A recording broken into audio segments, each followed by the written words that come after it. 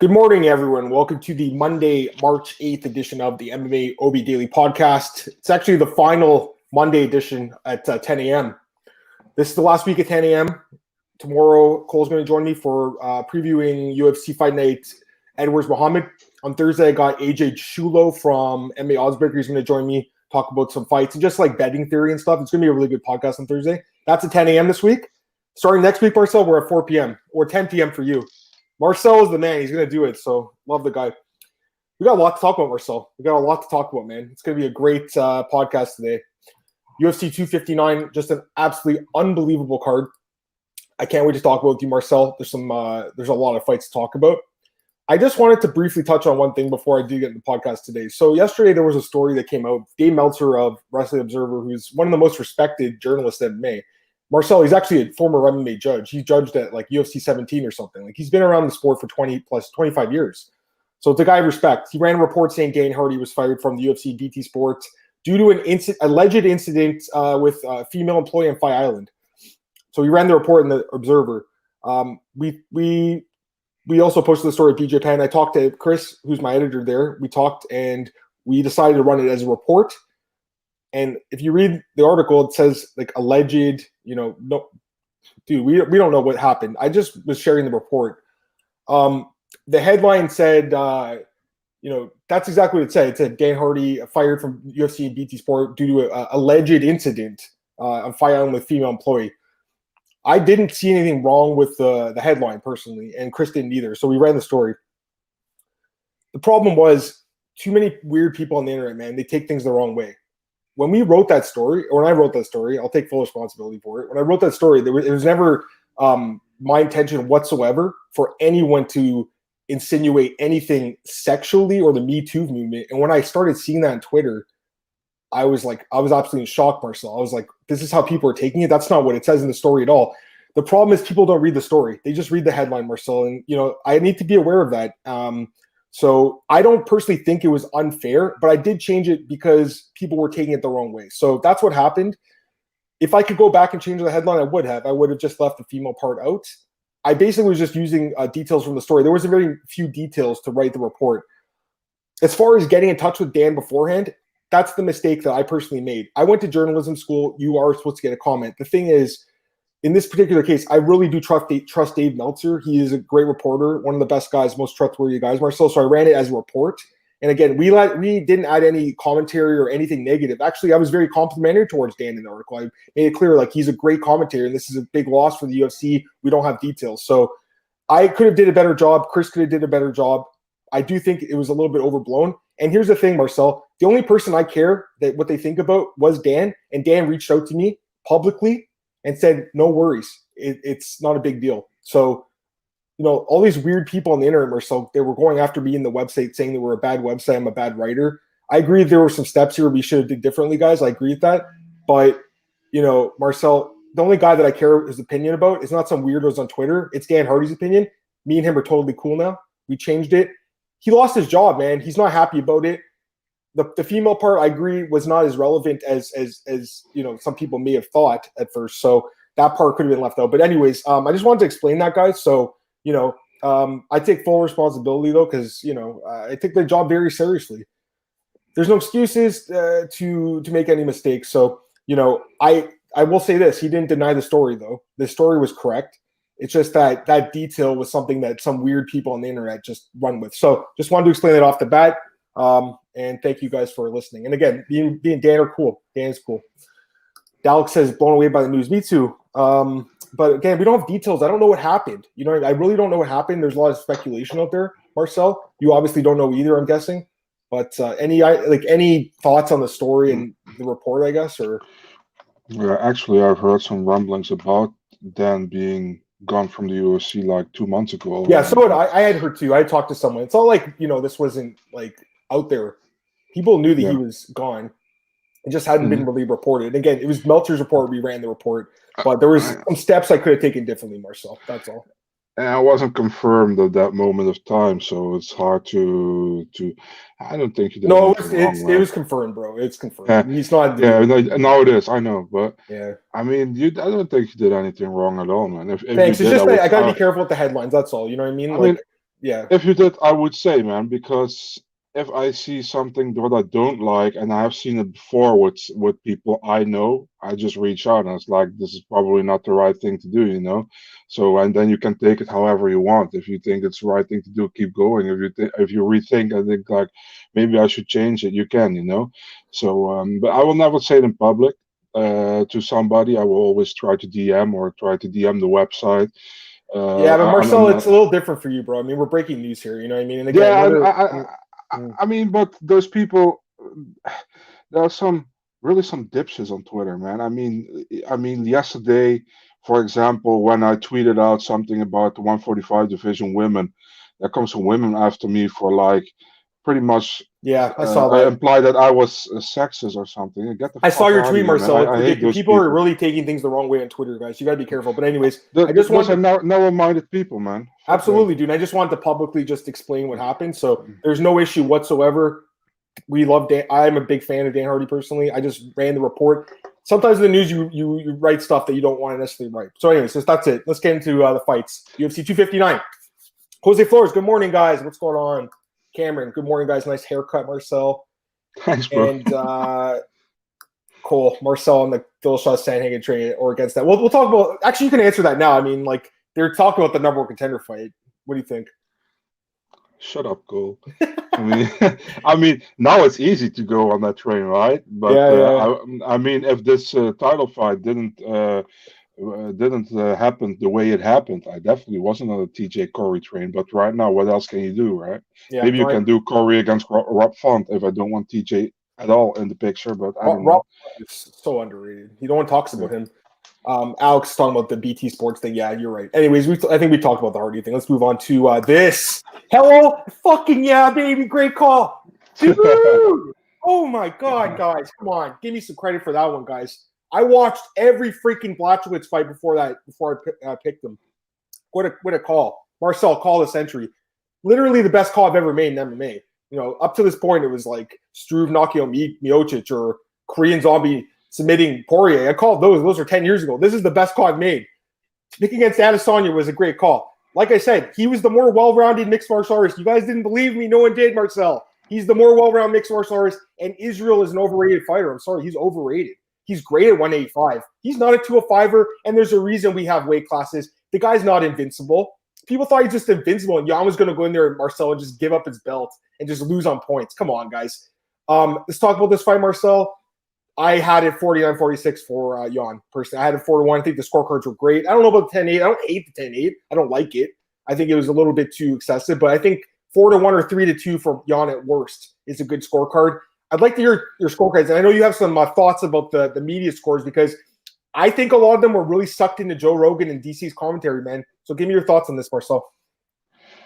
Yeah, I had a 48-47 for Blachowicz. I think he definitely edged out the fourth or fifth round. I had him the second round as well. First round, 50-50 actually, man. But I went with Adesanya. I think third round was for Adesanya. I mean, did I saw a 10-8 round? Probably not. But if there's a 10-8 round, it's probably the fifth round where Blachowicz was very, how do you say that, very dominant in his wrestling in the last couple of minutes. I don't think there was a 10-8 round. I think the right guy won, man. Let's be honest. And about the commentary, I put out a tweet like, thank God DC and Rogan aren't completely neutral in their commentary. And it had like 98 retweets and over 1,500 likes. Oh. So, I mean, that's just everything you want to know about their commentary was horse shit again, like in almost every pay-per-view lately. And they were really on Adesanya, man. They were only talking. The first compliment Jan got was in the fourth round. I mean, that's just pretty much everything. When he landed a takedown, he was outstriking Israel. Look at the stats, guys. Jan outstruck him and out-wrestled him. He is the better, more complete mixed martial artist, which is what I said. When I'm breaking down fights now, guys, this is my number one question I'm asking myself. Who is the better mixed martial artist? It's not who's the better striker. It's who's the best mixed martial artist. In this case, it was Blachowicz, and I got to get this comment from Andre here. I got to start. He says I have to start watching fights with no sound on. You can watch it with the sound on. I do, but I literally turn to my fiance like 5 seconds, Marcel. Every fight, I'm like, they're completely ignoring what Jan's doing, and it worries me because in the arena there's not much noise right now. The judges can hear the commentators, which really worries me, Marcel.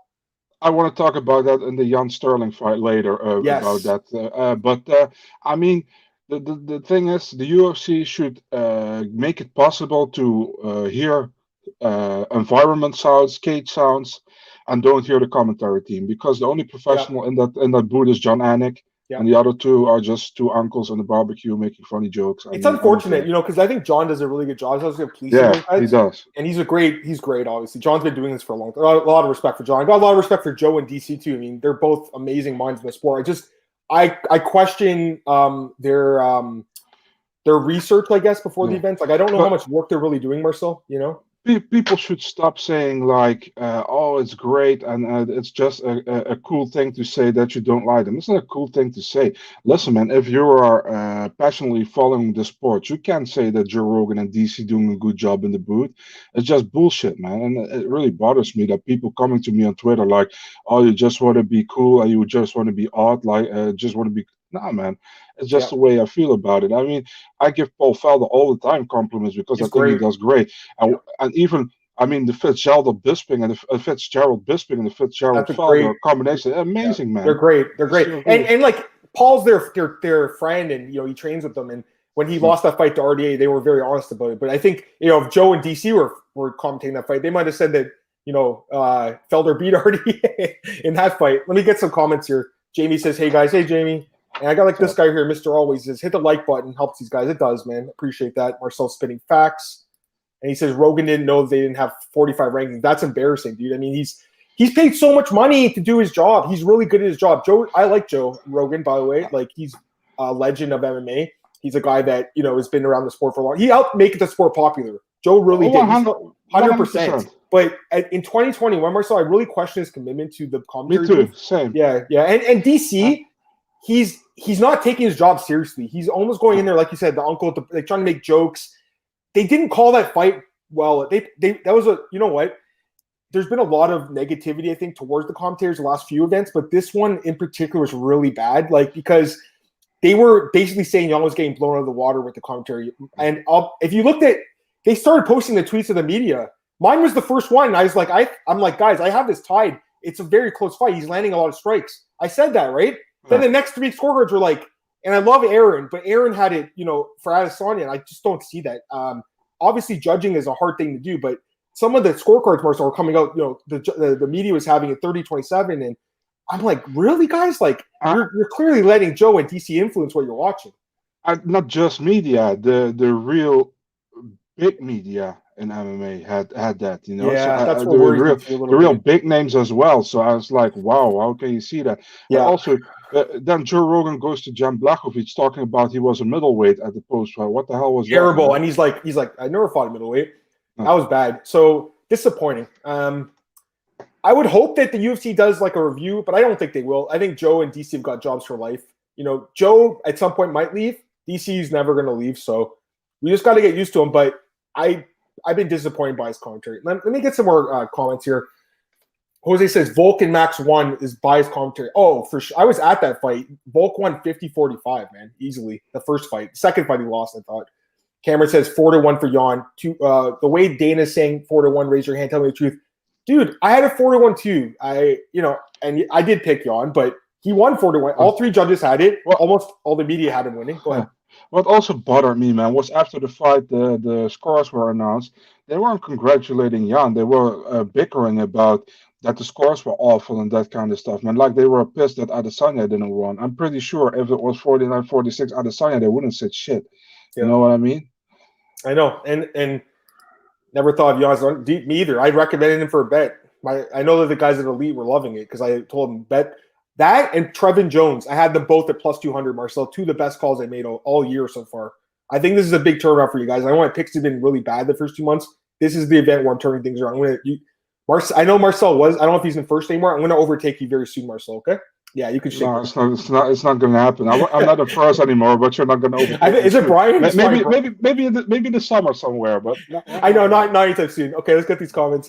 Marcus, I picked Israel to beat Jan in a smaller cage. Dude, I said the same thing. I mean, we saw that, guys. I've got a lot of picks wrong, but I mean, this was one where I literally got it perfect. Like, I'm really proud of myself for this one. I think we also We also got both Kyler Phillips the right way. Yeah, that was, and I picked drones. I had 3 dogs on this card. It was a good one. And he said he never thought of Jan as a dog. Mr. Always, DC and Joe act like they're home. Dude, I agree. It's like they're just with their friends watching in the basement. They're not acting like professionals, in my opinion. You got to be professional. You know what I mean? So yeah. It is what it is. People don't understand that, man. There are many fight fans, and I don't want to say any disrespectful. They're just some are just getting drunk, and they're watching fight, and they're it's cool. I talk like this as well. It just doesn't make sense. I agree. And then Jose says I didn't like Bisping's and Feller's commentator Gone Rose. Yeah, that was a few weeks ago. And remember, they work for the UFC, so when they got a guy like Gone who they and Adesanya too. Because Marcel, they're pushing the narrative the whole time. They're paid by the UFC to push these guys. Do you think the UFC wanted Jan to win? No. They looked at Jan and thought, this is the easiest fight Israel's ever going to have at 205. Absolutely. And he's not, because he's an incredible fighter. And I love the fact, by the way, he opened as a favorite against Glover for like the first time in 5 years, Marcel. Mr. Always says Phillips has done. Oh, yeah, baby. I had him as a dog there, too. I love him. Okay.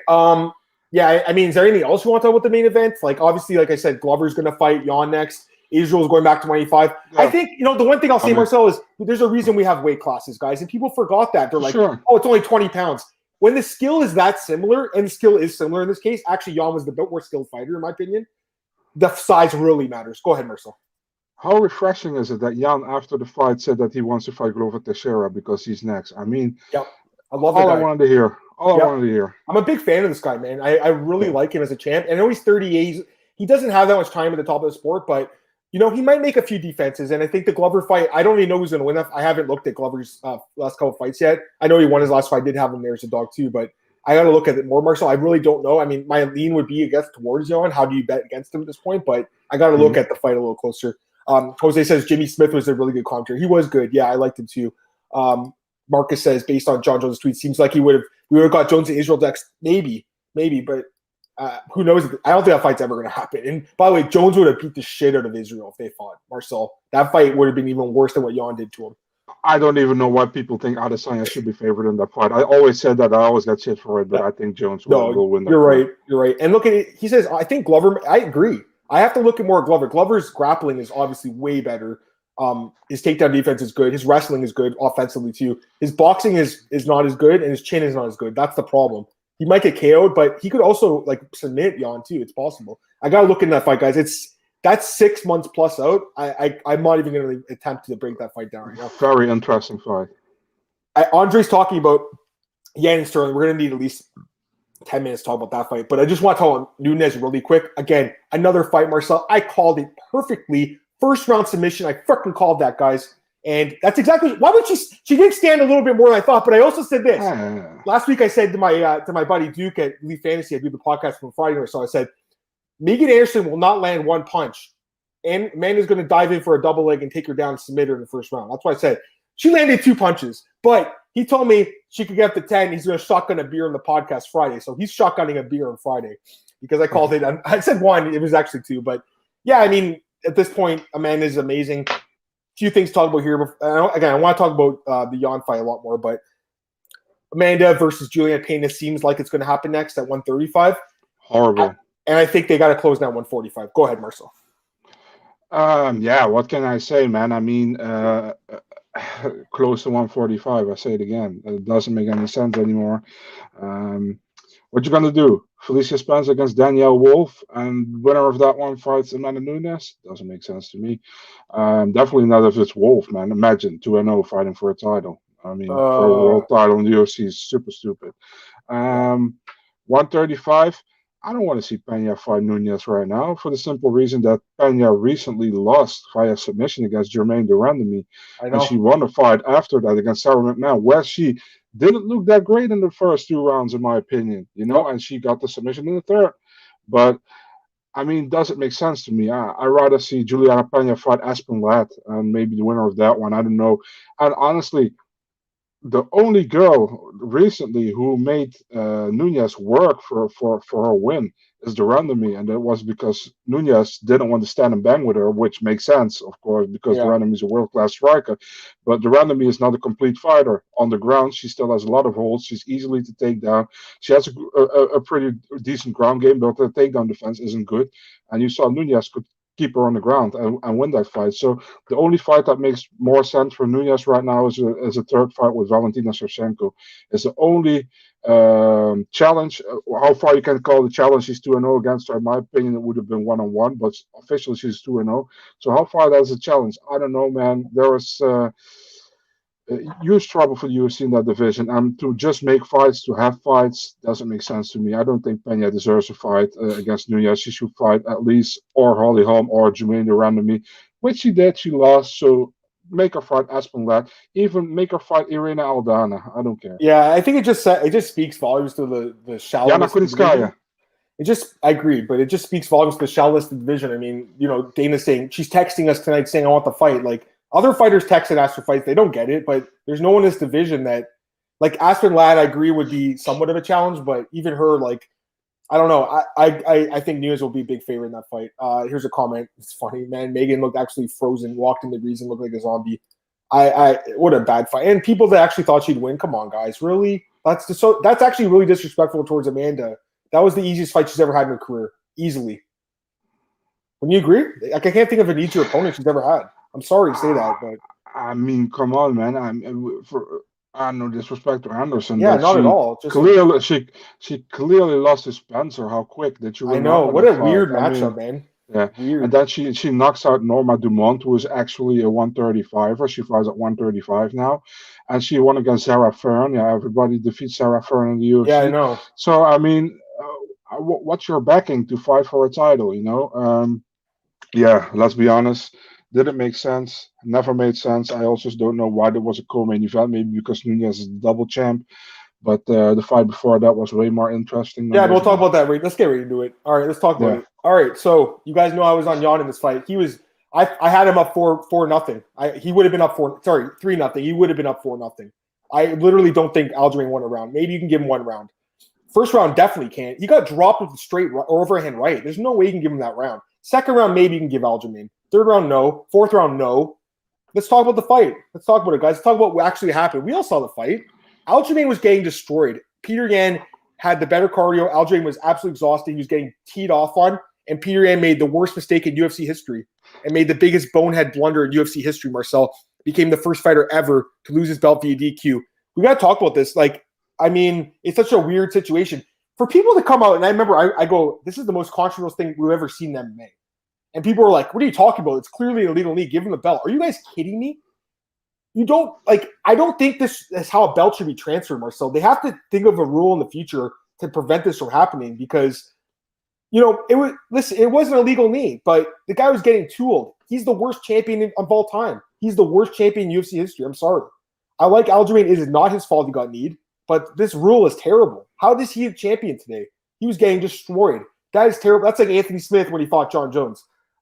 As far as, Sterling goes, we'll talk about his acting or not acting in a second. But for me, it was, and this guy said should have went to video. Yeah, Mark Smith was so adamant it's an intentional foul. It's intentional. Like, there's been so many times where we've seen the ref, is unintentional. We'll call it no contest. They could have did that. He could have said it's unintentional. We'll call it no contest. He's like, no, it's intentional. We're calling it a DQ. It was weird, man. It was weird. First time I've ever seen that happen, guys.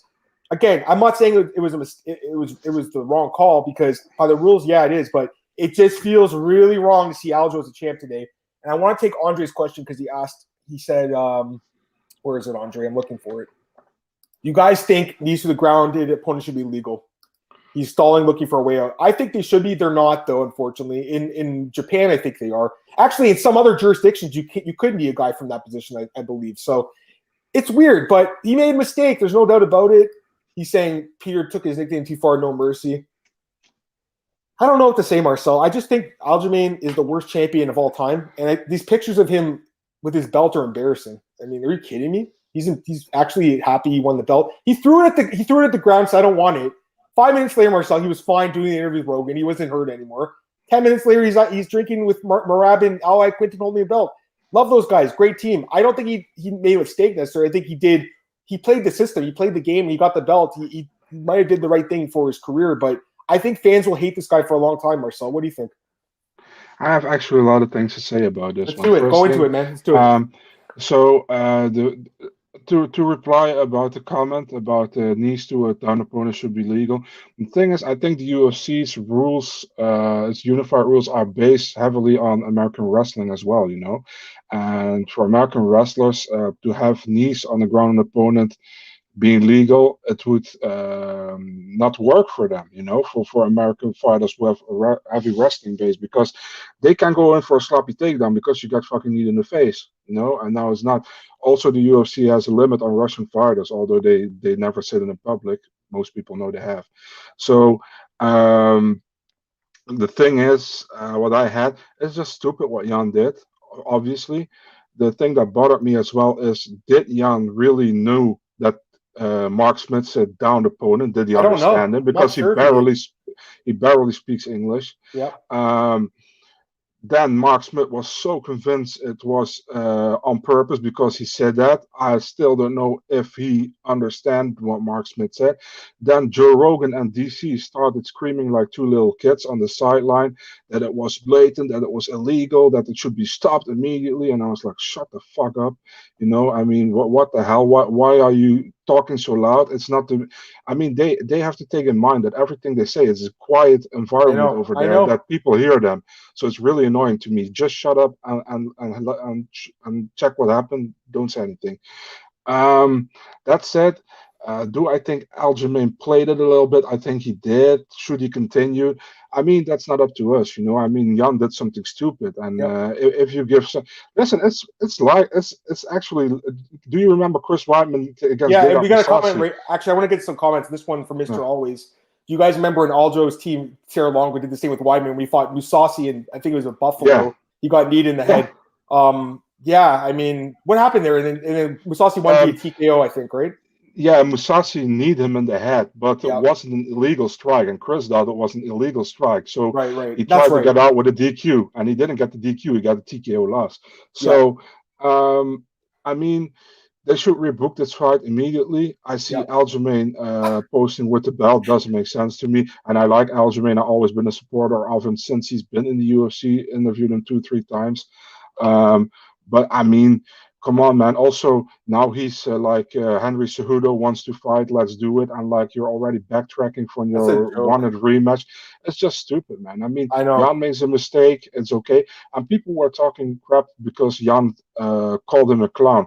Jan apologized in first place when Aljamain said like we do a rematch and that. But after he posing with the belt, Jan called him a clown because he says he already know how to paper champ, and you gotta see the meaning of what is posted at what time, because Jan, listen, you can also say, why did Jan put his fist in the air? Yeah, I don't know.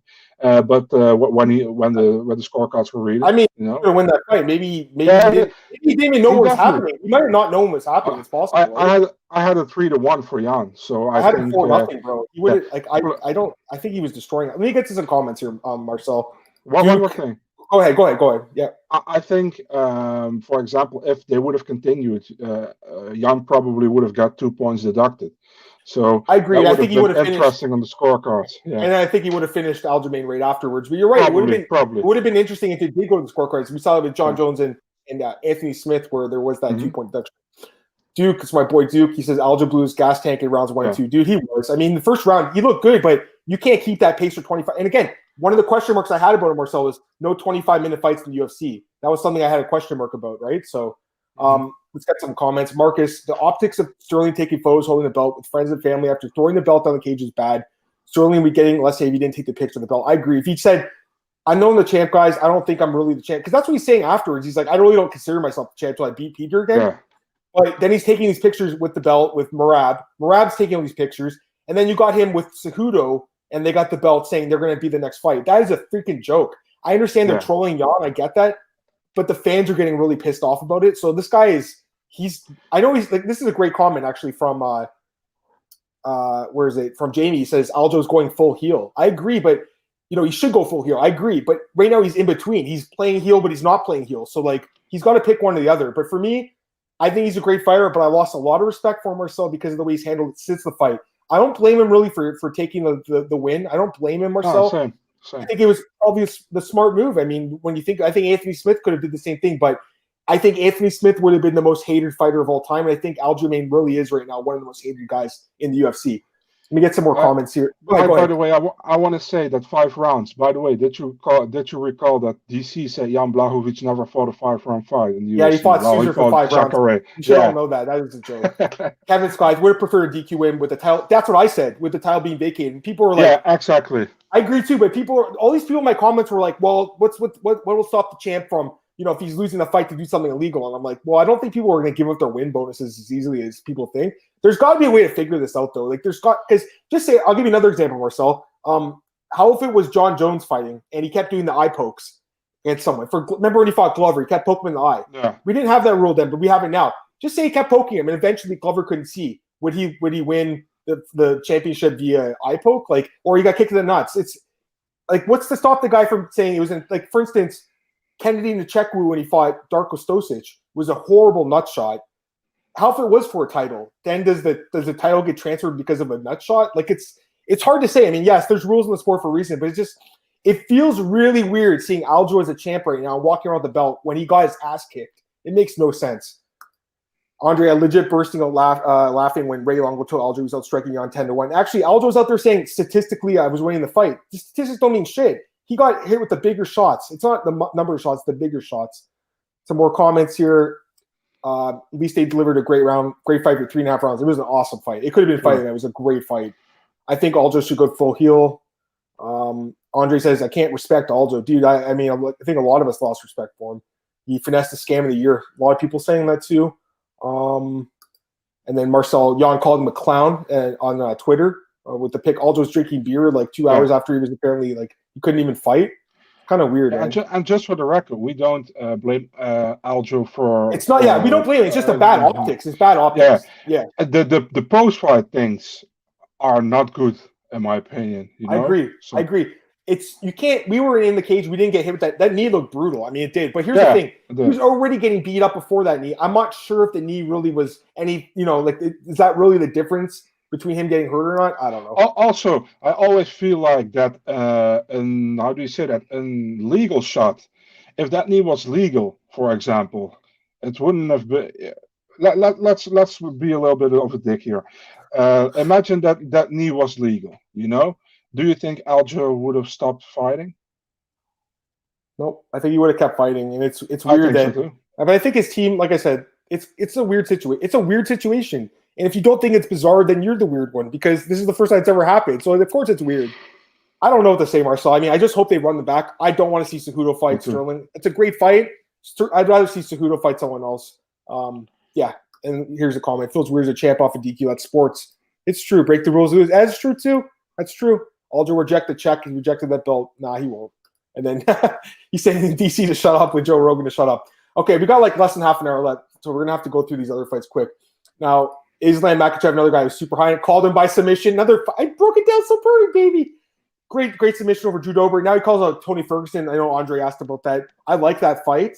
Ali Abdelaziz obviously doesn't like Tony. We know that. That's his manager. I don't know if they get that fight, but it's possible. If not, someone in the top 10, Dan Hooker, someone like that. What do you think?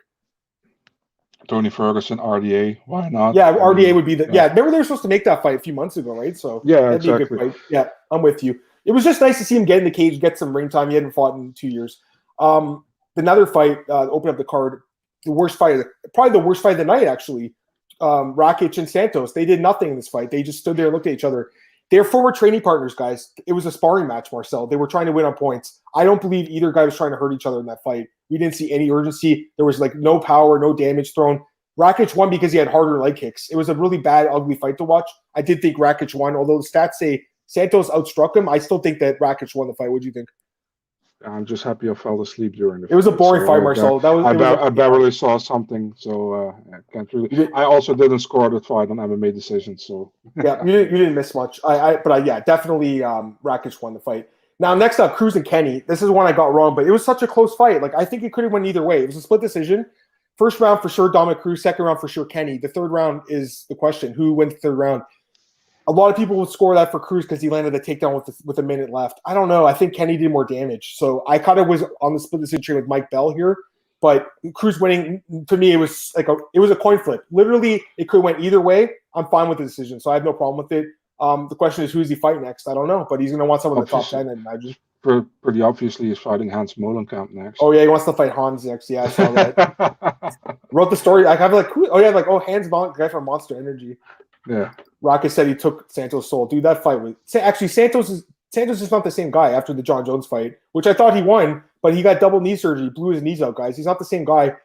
I think, I don't know how many fights – he actually, quite frankly, Marcel, I mean, I would hope they don't cut him, but 3 straight losses, he hasn't been very entertaining in the last couple – like, he hasn't did very well in the last few fights.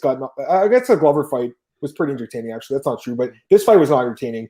And they're cutting guys off one loss like Overeem. Maybe Thiago Santos is a guy that look at his salary and say, do we want to pay him this? Like, I'm assuming he makes $100,000 to fight, at least. I'm not saying it's wrong. He would be a beautiful fit for PFL, I think. He would be a great fit. I mean, I'm not saying they cut Thiago Santos guys. I'm just saying it wouldn't surprise me, though, because he has lost 3 straight, and they are cutting guys that are kind of older veterans. He's 37 years old. I don't think he's the same guy, but we'll see. And it was a bad fight, too. Cruz and Kenney, though, did you score it, or you fell asleep on this one? I scored it. I had a 29-28 for Cruz, but I can see it for Kenney as well. It came down to the third round, right? Yeah. So it's all good. It's all good. Next one we both called here. Kyler Phillips, baby, as an underdog. Ooh, look great. And I'm watching the fights. I'm taking notes. High fight IQ. Goes for the takedown when he needs it. Good striking defense. Cardio was an issue though because he lost the third round, so that was an issue. I thought he looked great. Guy's awesome. Love the guy. I think he's got a bright future, Marcel, at 135. The whole division's insanely stacked. By the way, the last one of the Rakic, the brown belt team was kind of awkward. Yeah, I mean, he did nothing on the ground and gets the brown belt. That was kind of strange. And Enzo says the only 2 women on Planet K will be Nunes, Shevchenko, and Harrison. We'll see. I don't know about Harrison. Yeah, I don't know. I'm not sold on her yet because she hasn't fought anyone good, man. I guess she fought Sarah Kaufman, I think, but that's it, I believe. I'd like to see her fight some UFC talent. We'll see, though. I mean, she's definitely a good prospect. There's no doubt about it. Askarov, Marcel, and Joseph Benavidez. I'm so glad I stuck with my read on this one. I was so close to being like, you know what? He missed weight by pound. I'm going to stay away from it. I got to give my fiance credit for that one. She's like, no, he's going to win the fight. Stick with your read. And I did. I gave it as a bet. And it was the easiest bet of the night, to be honest with you. He dominated that fight, Marcel. How did people pick Joseph in this fight? He's old. He's done. I know. I mean, I had a 30-26, I think. Askarov, people are going to give him shit now because he overweight for 1 pound. Listen, man, I always be like, you got to make weight. But this is the first time he ever missed weight in the fight. And he looked amazing, He deserves to fight next for the title. I don't care what people say, man. People are like, he should fight Alex Perez. Alex Perez fight Matt Schnell next. So I'm with Mr. Always here. Yeah. Yeah, and he also fought Pantoja last time out, and everybody was high on Pantoja. I picked Askarov to win the fight, and he won the fight. And now he was against Benavidez. What more you want him to do? And I think if he fights Davison Figueiredo might be in trouble on the ground with Askarov, man, because everybody is so high on Davison Figueiredo. He's a great striker, but his ground game, I know he defeated Perez because Perez made a mistake there, and he adjusted his position twice by grabbing the cage. But Askarov is not going to go away easy on the ground. Askarov has a real high ground game, man. I agree. I think he's great, and I agree with Mr. Always. I think he definitely should fight for the belt. I know he missed the weight by pound guys, but there's really no other contenders in that division. And I'm pretty sure there's other, like Davison got the fight off of missing weight the first time he fought Benavidez. So poor Joe B, man. He's fighting these guys coming in off weight and stuff, but it is what it is. Go ahead. I mean, I rather see a guy getting a title fight coming off missing a weight by one pound than a guy getting a title fight by losing 2 fights straight. I know. I agree with that too. Now, next fight here, Kai Kara France and Rogerio Bontorin. I did pick France, but it was looking sketchy for a while. Great submission defense. Bontorin, what I saw on the tape was he gasses out, and I thought if he doesn't get the sub in the first round, he's gonna lose. And he gassed the hell out. And great knockout there for France, but the stoppage was very sketchy. Really bad stop. I'm not saying it's a bad stoppage. Sorry, he was knocked out, but the communication was poor. And Herb Dean didn't make it clear the fight was over. He didn't make it clear, Marcel. No one knew the fight was over. No, Yeah, people said he pulled Cara France, but Cara France actually stopped and he walked into Herb Dean. And the fight kept going after that too. It wasn't over at that point. It actually wasn't over then. So you guys are wrong if you're saying that. Bontory was so pissed he threw this mouthpiece to Cara France. I know my girl saw that. She was laughing. She's like, "Look, he threw it." Listen, it was a nice comeback. I don't think he should have got a bonus. That's a joke. How did he get a bonus? Yeah, I don't get it either, man. How did he get 50K? Yeah. You get your ass kicked for 4 minutes and 50 seconds. You get one punch, and you get a bonus over someone like Lemos or someone like Jan. Yeah. Jan beat Israel. The UFC is obviously in love with the city kickboxing guys. They love it. Alberg and Zetchuk. Guys, most overrated team in the game right now. I'm sorry, it really is. And we'll talk about his boy in a second here. But one other fight quickly: Elliott and Espinoza.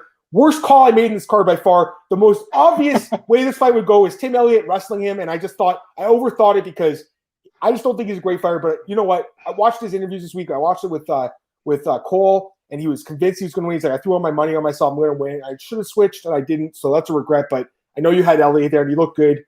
Saves his job. I'm pretty sure Espinoza will get cut. Also, apparently Espinoza beat up some woman or something because he was talking about that during the fight, Marcel.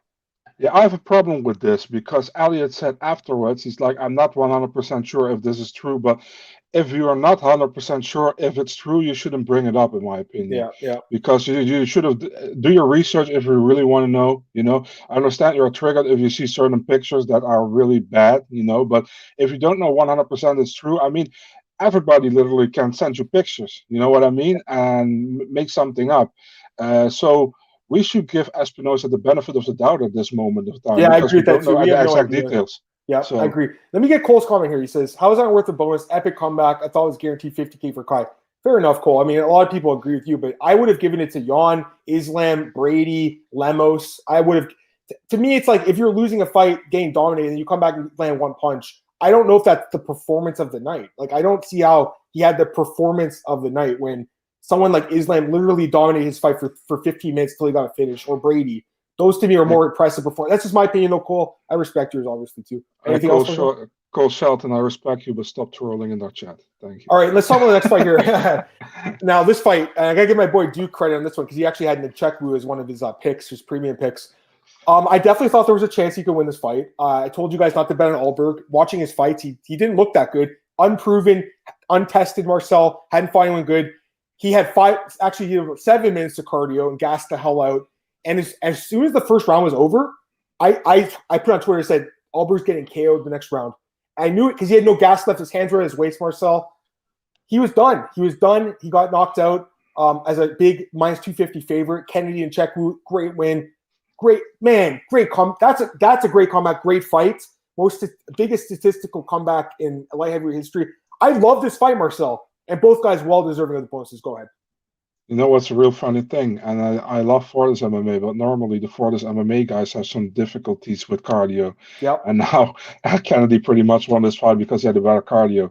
So, good for him, man. He's now 2-1, Kennedy, right? He only lost his fight. He was winning. Yeah, he was winning that one. Yeah, 30-27 before he got submitted. So yeah, I know. Yeah. I mean, good for Kennedy. Yeah, Carlos Alberg. The UFC also has him listed as 5-0, and I only know he was 2-0. So it was 3-0 from every other fight. I've watched the 3 fights. The other 2 fights I didn't hear about until literally on Saturday, and I was like, he's 5-0. I guess I should have looked into those, but either way, I was right not to bet on him. So it's like those Alexandra Albu fights where she was like 3 and when she got out of the UFC, she was 2-1, and the UFC had her 6-1 or something. So it's kind of weird, but I mean, Alberg didn't look bad, man, in the first round. He just gassed out. Nice, But Marcel, look at him. He's a model. He's got all this muscle. Like, that doesn't really translate to MMA. I saw somebody saying on Twitter, I don't know who it was anymore. He's like, we don't watch the first 4 fights here at home. I told my girlfriend the fights start only have 2 early prelims because I don't show her Carlos Alberg. That's funny. Mr. Always says Islam should have won a bonus. It's definitely possible. This is a great question. Why didn't the UFC give more bonuses? 15 cards. And they shorted a bonus last week. Yeah, exactly. Cole, great point. Spot on. Dude, I remember I bitched last week. I was like, that's so cheap of them to do that. And then they didn't even give an extra bonus. They could have easily given Lemos one or Islam or Brady or someone. Dana White should have gotten one. Or who? Jan? Jan Blachowicz. Yeah, I know he beat. Let me tell you this: if Israel did the same thing to Jan and won a 5-round decision, like he did to Brad Tavares, they would have given him the bonus. Yeah, 100%. Yeah. Next up, Sean Brady and Jake Matthews. Great performance by Brady here. I love this kid. I did have him in a parlay with Islam. That was an easy winner. Both guys were 3rd-round submission wins. Amanda Lemos looked amazing, getting the quick knockout. First time Tuesday's ever been KO'd. Uros Medic, my boy, with the knockout. Love this guy. 1st-round KO. He looked amazing. A little bit late stopped. Terrible stoppage. And then Trevin Jones, my boy, 5-star, man. Plus 200 Marcel is the only guy on him all week. No one believed me on this one. Everyone's like, throw Batista in your parlays. No one even watched the tape on this guy. He's a great fighter, man. He's awesome. 2 straight knockouts. Do you believe in him now, Marcel? Please tell me you believe in Mr. 5-star. He looked great, man. What can I say? He really looked great. And this is a good pick by you again, man. I think you're on fire for this card. So, yeah. Boys. It really was. But we're with Medic, so I love this kid. I think he's the real deal. I said when I watched the Contender Series, I will bet money on him in his first fight in the UFC because I'm really high on him. Elon Cruz has the worst chin in the sport, maybe. He's got no chin, Marcel. None. Spike Carlisle knocked him out in a minute. Now Medic's got him out there in 30 seconds or whatever it was. Sorry, actually it was a minute 40. But that was the latest stoppage I've ever seen. How was that fight? I saw Big John McCarthy was criticizing Mark Smith. He's like, why was this fight was stopped 20 punches too late, Marcel? What do you think? Yeah, I agree, man. Way too late. I mean, we pretty much have this every single card right now, man, for some reason. I mean, we had Sergey Spivak against Jared Vanderay last time. I mean, sometimes they're going too quick and sometimes too early. But I know it's hard for the referees. Don't get me wrong. I give most referee a pass if you're not named Chris Taioni. But I mean, it's definitely hard, man. I mean, if you make one mistake in like 5 months or something, I won't say anything bad, because I mean, Mark Smith did a lot of good stuff as well lately. I have to say, like I said in the beginning, I was a big fan of Mark Smith, but lately he's been doing really well. And maybe this was a little bit late stoppage, but I give him a pass for this one. If this was Chris Taioni, different story. But by the way, Mr. Always this question. He's got a great comment. His Big John was upset how the ref talked to Doctor about Aljo. Yes, and him and Josh Thompson were very critical of Aljo on their podcast. I think Josh Thompson said he faked it too. A lot of guys were saying that. Cejudo said, I mean, obviously the guys in the division were saying that, but it's just fine. Cejudo said he faked it, and then they went and did the face-off 5 minutes later on Twitter. It's all for clout. Illegal stoppage. I think you mean late stoppage, right? It was definitely a good, it was a bad stoppage, but it was a good stoppage. That makes sense. Like, it was just too late. It was definitely there's no way Cruz was going to fight on Marcel. Like, he was completely done, that guy. Yeah. And then, like I said, Lemos looked amazing and Brady looked amazing. Daniel says Mark Smith falling to the Joe Rogan experience curse. Yeah, I heard about him on there. I think Marcus was telling me like a month ago. I watched the podcast. He's a cool guy, man. He's a fighter, pilot and stuff, like referee. He's definitely an interesting guy, and actually a very good ref. I think he's actually a good ref, but poor performance by him in this fight gave Cruz too much leeway. Let me check how many punches Medic landed, because he landed a lot. UFC stats. See here, Blachowicz and Adesanya. Let's look at some stats here. Yeah, oh my God. Okay, I'm gonna pull it up here actually. Holy fuck! Look at this, Marcel. Look at this. This is if you had Cruz in your team, and me and Duke were like telling you we had no playlist inside Cruz. I thought he could literally get 0 points, and he did. Sorry, that's the wrong guy. That's the wrong thing, guys. One sec. This one. Here we go. So look here. Uros Medic and Elon Cruz. Uros Medic landed 45 significant strikes. Elon Cruz landed 0 significant strikes. This fight went on too long, guys. That's funny how his name's the Doctor, eh? And he's actually like taking their souls when he should be helping them. Yeah, and his last name is Medic. and Medic too. Yeah, that's a great. I didn't realize that. This girl looked really good too. Lemos, look at the stats: 29-1 in strikes, significant strikes. Look at this fight though. This is insane. Look how much output Alberg had. So yeah, I'm saying his cardio is not great, guys, but there's no light heavyweights ever thrown that much. I don't think in 2 rounds. So let's give this guy some credit. His output was an amazing fight, by the way. And I watched it again last night, Marcel. Amazing fight. And when I was taking my notes for this, one of the notes I took was on Kennedy. When I watched this fight back with Darko, I wrote, this kid's got a big heart. I really like this kid. That's what I wrote. He's got a big heart because Marcel, he could have quit that fight and taken the easy win. And he still fought in that fight. So I like this kid a lot. He's a very tough guy. But my God. And great nickname too. African Savage. Great nickname. But you look at some of the other stats. How about this fight? Somehow Sterling, according to the stats, landed more than Yan. I would assume it was early on. But, Yan had the knockdown here. But, look at the wrestling, Marcel. 1 of 17 for Sterling, but 7 of 7 for Petr. Who's the better wrestler, Marcel? I'm thinking it might be actually Petr. Isn't that funny? Yeah, it's actually fun. People were heavily underestimating Petr Yan's wrestling game. I mean, absolutely. He had been in some against some tough wrestlers, man. I mean, Magomedov is a very good wrestler as well. So, but I think because he's been done so well in the striking in the UFC, many people think he can only strike, but this wrestling is great as well, man. Look at the stats for Adesanya and Yan. Yan outstruck Adesanya 107-78. The first 3 rounds, and again, stats are not everything. It's based on damage, it's based on effectiveness, but you can see that Israel was slightly outstruck in those first 3 rounds, and obviously the last 2 were, he was on the ground for 5 minutes, so those were easy rounds. But the first 3, Yan actually outstruck him. I think I gave the first to Israel, even though it says that Yan outstruck him, but I think I did give that round, but I didn't give anything else to him, Marcel. But if you look at these stats and you scored it for Israel, like, you got to really, I think, go back and watch this fight and kind of like reevaluate how you are judging a fight if you did score for Israel. You know what I mean? On mute. And on mute. That's pretty much what it is. You're right. It's just people let the commentary get into their heads too much. Anything else you want to talk about UFC? Anything else anyone wants to talk about UFC 259 here? Throw them in the comments. We've got 10 minutes left. We'll talk about some other fights and stuff. But anything other comments, send them in there. Marcel, anything else you want to say? I mean, for me, it was I said this. It was going to be one of the greatest cards of all time. I think it lived up to the hype for the most part. I don't know if it was the greatest card of all time, but I think of the year, it's been probably the best card. It was an amazing card. What did you think? Definitely, man. It's very personal. What's the greatest card of all time, of course, but definitely this year it's probably been the best card. It's the biggest card of the year, and if it delivers, it's great. So yeah, I'm with you there. Out wrestled by a striker. He got outstruck and out wrestled by the guy that everyone thinks sucks in Jan Blachowicz. Everyone thinks he sucks, Marcel. Marcel, how good is he? Tell me how good Jan is. Jan is very good. He's all round. That's the thing. He's very all round. He can strike. Yeah. He can wrestle. So he's all round. He's difficult. He completely turned around his career, man. After the Cummins fight. 100%. So I watched that fight again last week. It was one of the worst fights I've ever seen. And after that fight, that's why everyone picked against him, because he lost to Pat Cummins, and we all picked against him. But the guy is really, yes, he's 38. He's still improving. He's actually still getting better, and he's so focused. And I talked about this all week. The motivation of having a child, I know firsthand, Marcel. That motivation, that extra motivation, I think really took his game to the next level. Everything added up. He got the win here. This is a legendary win. He took out Israel. I was thinking in my head, Adam, make the pick. Do it. Everyone was going to tell you you're an idiot for picking Israel, but do it.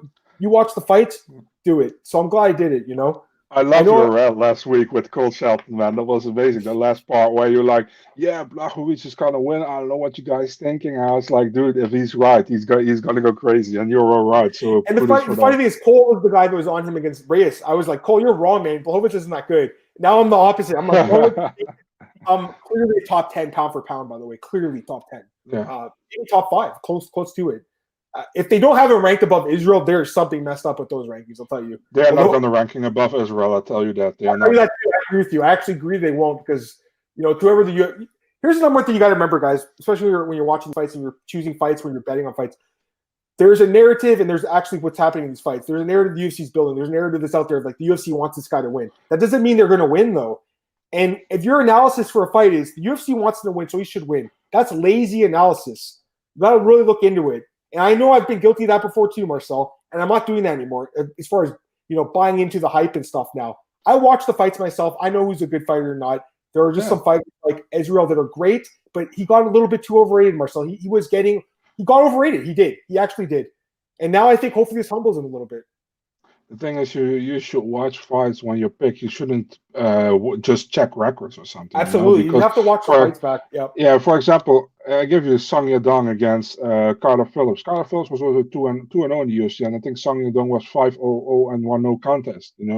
So people are like, oh, and he had Farah on his record. He had Stamen in the draw. But you have to watch those fights. You know what I mean? If you watch Tyler's fights, he's a better, more well-rounded fighter. That's what I said in my breakdown too. So. I'm not saying I got every fight right, and this week could be different, but I'm putting more work into it now, guys. You're going to see that in my breakdowns. It's MMA. can be good everywhere. Think we fall in love with the flash too much. Agreed. Which is why someone like Usman's underrated. Yeah, because he does the meat and potato stuff really well, right? Like GSP, these meat and potatoes guys. I love guys like that, Marcel. First, okay, well, let's get to some other questions. We have 5 minutes left. Marcus says, first, Brett Okamoto tweeted Garbrandt should get the 125 fight after losing 3 or 4, and then he knocked out Suns out. He says on Saturday, he said Islam should get number 3 next. Ali's influence on journalists isn't a good look. Yeah, I know Marcus is definitely a little bit critical of Brett here. I think Brett's, a good reporter, but he works for the UFC, guys. So he works for the UFC, Marcel. He's not an impartial source. He is getting fed information from people like that. It's okay. That's his job, though. The only funny thing for me is that Garbrandt was supposed to fight for the flyweight title against Deiveson Figueiredo, and out of nowhere, he doesn't want to fight at 125 anymore. So what happened to that? There's never been an explanation for that. He had COVID, and then he broke his arm, I think, or something. He had arm surgery, so maybe he's just hurt. But I like Cody. He's a good fighter. I'd like to see him back. All right, Marshall, we got like a few minutes left. Let's just quickly go to some fights on your. If anyone's any questions, throw them in. We're going to have to talk this for 2 minutes. Just a couple of fight announcements. This fight's a short notice fight. Blagoy Ivanov was supposed to fight Tabura. Now we got Harris against Tabura. I don't want to, give my pick, but I'm kind of leaning towards Tabura here. He's looked really good lately, better cardio. Walt Harris is about 5 minutes of cardio, Marcel. I'm assuming you feel the same way about this one. Yeah, man. I mean, Tabura arguably is in the top 5 best runs in 2020. He looked great. He did great, And this fight was actually supposed to happen in 4 weeks, I think, but now it's in June. So, they have some time. Yeah, absolutely. Let's go to some other ones quickly. Ariane Carnelossi versus Lan Yang. I think they signed this girl and her brother. Am I right? No, not her brother. They signed 2 fighters from the UFC Performance Institute in Shanghai, and that was her and Aoi Kilang. He also fighting on this card. So yeah. Let's go to some other ones here. This was already announced. Now it's confirmed, obviously. Yeah. Probably retirement fight for both guys. This fight, it's a new one. Well determined. That tattoo. Bruno Silva. This is another fight I want to talk about. I'm surprised Grisham's taking a fight this soon. He just had that fight with Jacoby. But you know what, Marcel? You thought he won the the UFC did, I think, too, because it feels like they're giving him upgrade in the rankings, right? Yeah, it's obviously the UFC thought he won this fight because they're not going to give him OSP because OSP is just below top 15 probably. So yeah. He's like the guy you beat. He's like number 16. Like you beat him and you're in the top 50, right? Exactly. So, yeah, pretty much. Yeah. Just a couple more. We'll go through Nicholas Mata, Demir Hadzovic. This is this weekend, so we'll talk about that one. That we already talked about this. I think we have all those. Close this. Last couple comments. We got 2 minutes left. Mr. Always, thanks, guys. Look forward to the show every week. Hey, appreciate you, man. Join in. Smoke up, dude. No problem with that whatsoever, man. Different time next week. Yeah, next week it's going to be. We got to talk about that in a second. But get these last couple comments. Tabura via ground with mother. He's improved. He's looked great. Yeah. So starting next week, the podcast is moving times to 4 p.m. Eastern time. 4 p.m. Eastern time. That's when my shift at BJ Penn finishes at 4 p.m. So actually, it might be 4:15. I'll see how it goes. I might have to switch it to 4:30. But right now, I should be able to get my work done and run down the stairs and get to my computer for the podcast room, and so we can do the show. So 4 p.m. Eastern next week, going forward. Marcel's going to join me on Mondays and Tuesdays going forward, which is going to be amazing. We're going to miss Cole. We talked about last week. We're going to miss Cole. Cole will still be in the chat whenever he can, I'm sure. It's difficult because Cole has like 7 jobs himself, so he's busy as hell. But I appreciate you, Marcel, for doing this with me. I know the time is not ideal, man, but we all really like you, Marcel, and your knowledge, and it's great that you're able to kind of do that with me. The Thursday thing, like I said, it's going to be different. I still have some ideas for Thursdays. Could be rotating guests. I could find a guest and stick with them. I think Brandon did a really good job last couple weeks. I am bringing someone new in this week, though, AJ Shulo from MMAOddsbreaker.com. He's a really smart mind. I've really been digging his stuff lately, and I want to bring him on and talk about betting. What were you saying? Dude is crazy knowledgeable. I like him a lot, man. You've been talking a lot more lately, and he's a very knowledgeable guy. And I like his tweets. He's a very positive guy. I like people that spread that positivity, Marcel. He's made some good tweets lately that I'm like, you know what? I got to get this guy on my show. He's kind of new to MMA Oddsbreaker. I think he might have been there a year. I'm not sure, but great kid. So I'm glad to have him on. And again, go ahead. AJ Shulo can talk about one fight for 10 minutes, completely break it down perfectly, dude, man. He's really good. Yeah, for sure. And that's what I want to hear. But he's not really coming on to do breakdowns, I don't think, although we might in the future, obviously. You're my breakdown guy, Marcel. You're the breakdown guy on Tuesdays. And then Mondays will be the recap show. So you guys tell me what you think, but 4 p.m. works for me.